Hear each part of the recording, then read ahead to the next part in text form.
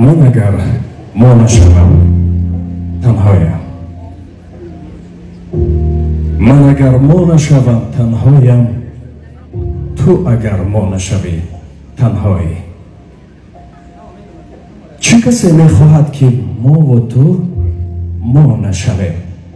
خانه‌اش ویران بوده. درود خدا بر شما و سلام و عرض. عزیزان قلب، میدونید وظیفه اساسی اسوسیاسیون در چیست؟ همین جمع شدن و جایزه گرفتن. جایزه آن طرفش یک آهن است و بس.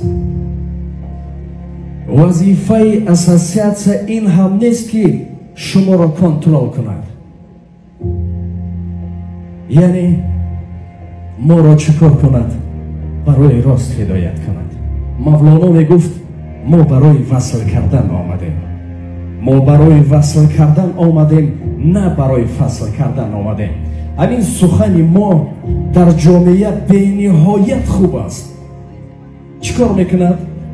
روز پدر پسر روی کوه میبراید. کوه بلند است، عظیم است، پسر خسته میشود. هنگامی فرامدن از پدر خواهش میکند که پدر مرا روی کتفانت گیر. گریه میکند کودک بود. مرا روی کتفانت گیر و پایان فرار. پدر یک شاخچه را میشکند و به پسرش میدهد، میگوید بچه جان این اسبچه تو است، نشین. پسر بچه باشد خیلی روحش بلند میشود، همون رو نشسته دیگر چون گویان میفراید. یک سخن پدر روحیه فرزند رو دیگر کرد. فرزندی که خسته بود نمیتوانست، دیگرگون کرد که قوه گرفت فرامد. بیشتر ما رو جوانان تماشا میکنند. جوانای حاضره تلویزیون تماشا نمیکنند، در اینترنت است. اگر که شما پایتان را کج زدید آنها کج میزنند، اگر پایتان را راست زدید آنها راست میزنند. شما دهقان هستید، هر یک پتپیس چی که شما گکتر شماست که چند صد گکتر زمین داره، میخواهید در اون تخم نفرت کارید، میخواهید در اون تفرید دیگر و برعکس باشد. اگر وطن دوستی، مهر، محبت حاصلش را از همان میگیرید. من اینجا یک نوار داشتم، متاسفانه نشد نشان دادن. تصور کنید که در همینجا یک بینای تاریخی است، یک بینای تاریخی است. اولین بلاگر میگوید چی میگوید؟ میگوید جایهای افلاسش است، نوار میگیرد کهنه و میگوید که دولت کجا را نگاه میکند؟ دولت کجا را نگاه میکند که اینجا است؟ همه جا پیش رفت دیگر و دیگر. این نگاهی او است. دومین بلاگر میآید میگوید که این را ببینید که این میراث تاریخی که تا این دم حفظ شده آمده است، این یک وی تاریخی ما است. فخر میکند که تا این زمان آمد جایهای بهترش را. من میخوام به شما بگویم که محترم بلاگران، هر کاری ما از قلب ما و از بینش ما وابستگی دارد. این را خوب درک کنید. نفر میخواد که به شهر رود، وقتی صبح برای راه میآید از اون مرد میپرسد که مردم این دهه چگونه هستند؟ میگه همش بد هستند.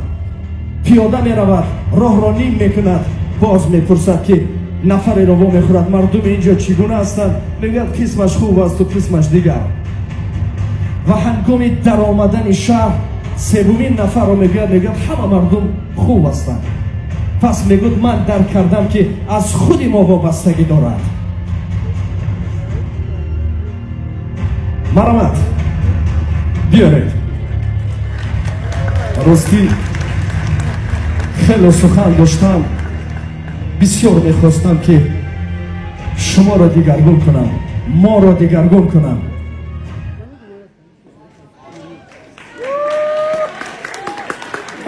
فراموش کردم.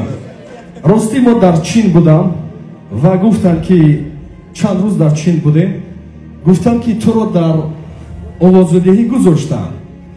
من بسیار خواهش کردم که التماس نامی مرا گیرید با چه خاطر بود؟ با اون خاطره که ما علاکه 2 سال میشود از فعالیت دور شده و خوب میشد که گفتیم که این جوان ها جا رو بگیرن. Assalomu alaykum do'ston, barodaron giromi, uمیدوارم که خوب هستین. ما کسا انشالله برادر عزیز، ما در از هیجام قرار داریم. مرحمت کردم که هیجام کنیم. بیا انشالله ما در خدمت همه شما هستیم. نه برادر ما مهمان شدگی هیجامش کردیم. بهترین خوش برنامه برادر جون چخالی؟ چخالی سخته؟ یکم برای هیجام میگیری؟ فتابو چکا مساج پاساج چکا گذاشت؟ اینه برادر عزیز، بیا انشالله ما در خدمت همه شما هستیم. برادرمون خونش کم ترغجه و همه غاز شدگی خونش. اینه برادرمون بینه پشتش نرک دوره. انشالله بیا کردیم که نرک دوره پشتتون هیجامه کنه. انشالله بخواست الله ساز میشه. به حدیثی باشه اگر دبور نگیره پشت ساز میشه انشالله. این نارکو در حسابی خونی غایشتونه برادر عزیز. بیا انشالله ما در خدمت همه شما هستیم. این نمره آدرس مترو چوپلیستان ویشاو یار مرکزه 4 اتاج در قرار داریم. مرحمت بیا انشالله. این نمره زنگ بزنید، در خدمت همه شما هستیم. باقی در پناه الله باشین تا ویدیوی آینده. السلام علیکم و رحمت الله و برکاته.